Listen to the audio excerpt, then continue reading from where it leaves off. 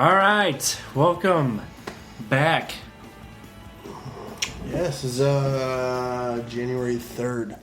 Yep. So I'm going to do the cliche thing and say, oh, it's our first one of the year. Yeah. It is. It's been a pretty good break for us. Been doing a lot of holiday things with family. And, of course, this past weekend with friends.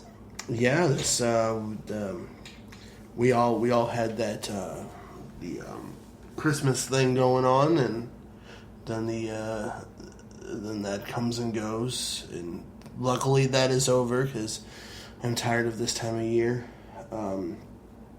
Then we had New Year's Eve, which was a little different probably than most people's New Year's Eve, as we had the Winter Classic alumni game here, but that was just an ultra cool experience all the way around, I thought. Yeah, it was. It's very unique as well. I would say it is like it's a local all-star game. To an extent, yeah. I mean, like, it's local as in who's played for your team. Yeah. And then it's basically like an all-time all-star roster, which there was a couple surprises in ours, which I'm not going to get into. A couple players I wouldn't have put on there. A couple players I was surprised about. The fact Gretzky showed up, really cool, and makes it an event. Being that he only played, I think, 17 games with us, I wouldn't really call him an alum. But I guess he is in a way, because he played 17 games. Brodeur only played 7 or 8 games, and he still started in goal, so yeah. Can't be wrong. I mean, but still, it's cool to see. As a kid, I never got to see Gretzky skate for the Blues. I did get to go to 2 games where Brodeur played goal for us, so I mean I was there for that. But it's just, man, like when you have a line that is literally made up of Hall of Famers, where you have Hall and Oates and Gretzky, like that's really cool to see. All if it is at half speed. Yeah. It was cool to see Brodeur and I mean more recently you have Jackman. Yeah, Jackman's only 1 year out, so that's not too bad. Yeah. I too did not get to see Gretzky play, and I lived in. But I mean, we had like California too, so yeah, you were a little closer. So for me, it was the Kings, and for you, was the Blues. But I mean, like we had everybody in this game, like the Cavallini brothers, Peter Stastny. Garth Butcher, so many people that it's really cool. Fedorko actually skated. We had Bobby Plager on the bench. It was just really cool. Like when you really think about it, the Blues, although they've never won a Stanley Cup, they've had so many good players that have came through the system, and I think that actually shows a lot about St. Louis hockey today. Just so many, just players that have just played here and stayed here and then have built hockey up. It's really crazy to see. Yeah, it's not... I think it shows that, yes, the Blues have not won a Stanley Cup, and that sucks. But at the same time, it shows that the Blues haven't been a team without players that aren't any good. Yeah, but that's true. And it also, what is just really this thing to me, it's really coming up, is the fact that we're not just a baseball town. And I think that this weekend really showed that towards people. Like, we had 6 draft picks in the first 2 rounds of last year's draft. 5 first-rounders and 1 second round. Right now, Luke Kunin is currently the Team USA leader, captain for the junior team, and he's from Chesterfield. which for some of you, that is a suburb of our city. To come out of our city and you are the captain of a junior team for your entire country, that's a big honor. And it's a big honor for St. Louis to say that they developed this kid. I mean, do you think we got Matthew Tkachuk? But before that, we had just like one of the biggest players to come out here was Ben Bishop. He was here for a long, like he grew up here, all that. Like it's just one of those things that finally we're culminating now as a hockey city and a sports town to where the Cardinals may be 1A, but now it is very apparent to everybody else in the country that the Blues are 1B. Yeah, and, like it's, you can't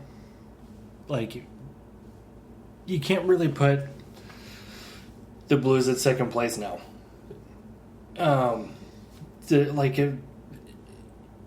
When you can sell out not only your alumni game but your Stadium Classic, Winter Classic game.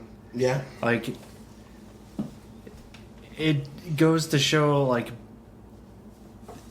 There are people that... There's people that want to see it. There's Blues fans here. It's not like we are a small market team compared to a lot of other teams. We're a small market. But we're a big enough market where people are going to show up to show out.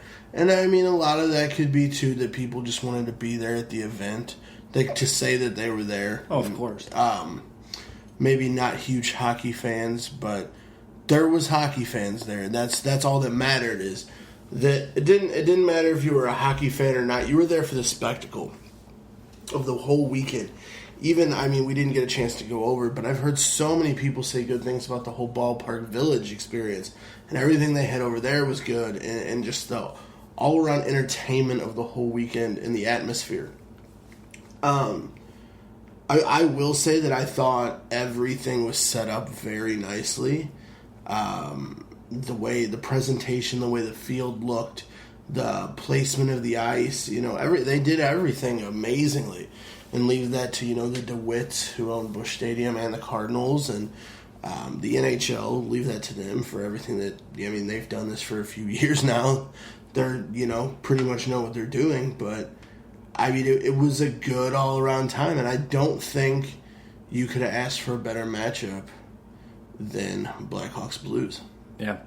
And even with it being at Busch Stadium, like, dealing with the crowdedness of it didn't take away from, like, a game being at Scottrade. No, not at all. I thought that and this is, as me as someone who goes to maybe 1 or 2 baseball games a year, I'm not a huge wanting to go to the ballpark kind of fan to see a baseball game.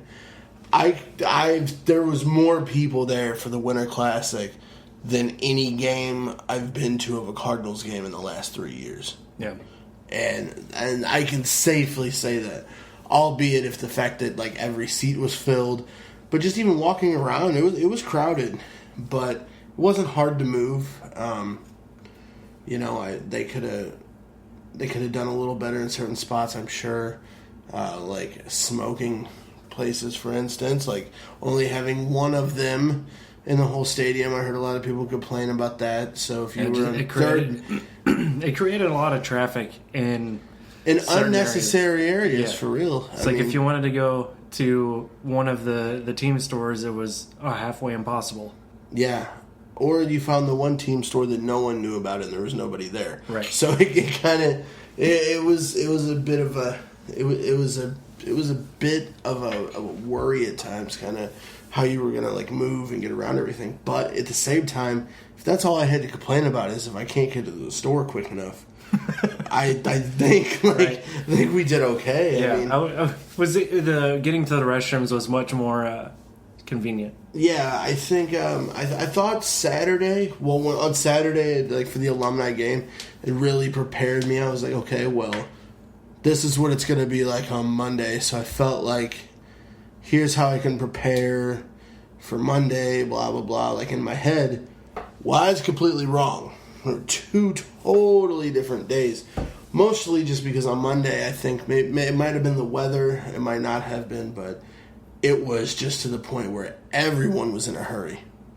Everybody was in a hurry, and it was just like, I hurry up and get there, and it was in a rush, and everybody was kind of I think good to go. I think the difference was, I think Monday there was more of an intentionality of there were more hockey fans at Monday's game than the and I mean if you think about it too, the alumni game to the actual Winter Classic, it's a different crowd.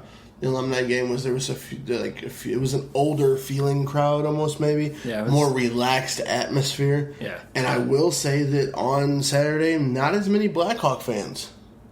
Not that there was a ton on Monday. I mean, there was their fair share, especially around our section, but there was enough.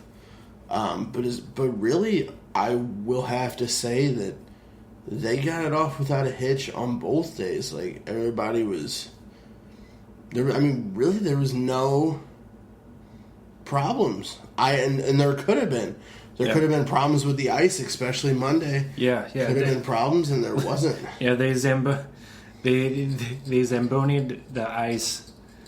Was it 3 times? They did it. I think they did it like 2 times through during the first intermission, and then like they did it 3 times through on the second intermission. And I think a lot of that had to do with, and I'm not going to make excuses because I'm not sure, but I feel like a lot of it had to do with the that goal that was scored on Allen, who was the first shot of the game. It's like Kempney shoots it, and it was kind of a floater that bounced and hit off the ice, but then it divoted the ice and it came back up and it changed directions, and that just had to do with the ice melting. And in a regular game, if it was at Scottrade, you're not going to have that problem. But being in the element, and it was raining that day, like they couldn't, like the ice was a little more slushy. And I thought it was funny that they had that one of the Blackhawks players, I can't remember who it was. I want to say maybe it was Seabrook. He said, they asked him about the ice conditions, and he said, well, it can't. He goes, it's pretty good, way better than the such and such arena down there in Carolina. So, I mean, they did a pretty good job if the ice is better than the inside of an NHL arena. Yeah. Not too bad. Yeah, I think that was that's PNC Arena in Carolina. Yeah, sure. Yeah, it sounds good. Sounds about right. Yeah. That game is scheduled in March, by the way, if you're a Hurricane fan and or a Red Wing fan. Yeah, I think that I think that's completely ridiculous, but I mean, it's out of all of the problems that can happen in any course of a day, especially with creating something that is not created naturally. You have control over it. Yeah. Like, you have control over it, especially when you're not dealing with other elements. And that's the one thing I will say. NHL did a great job of dealing with the rain yesterday. They did a great job with that. I got my lovely text at 7:03 in the morning saying that they were going to continue play at noon. And I remember messaging you, and I was like, I don't know about this. And I guess really, like, the first period was the only really, we had maybe half the first period we dealt with some rain. Yeah. And then maybe 2-3 minutes of the third period. Yeah. And it wasn't much at all, and it was all around the same temperature the whole game. Yeah. I would say maybe it was a little colder at the start of the game. They took advantage of commercial time, and anytime there was commercial time or whatever, it's a little bit faster than the NFL, and stuff like that. So they really took advantage of those break periods in the middle of the period to scrape up the ice and try to make it smooth and everything like they do with the shovels. Yeah, I mean they did it.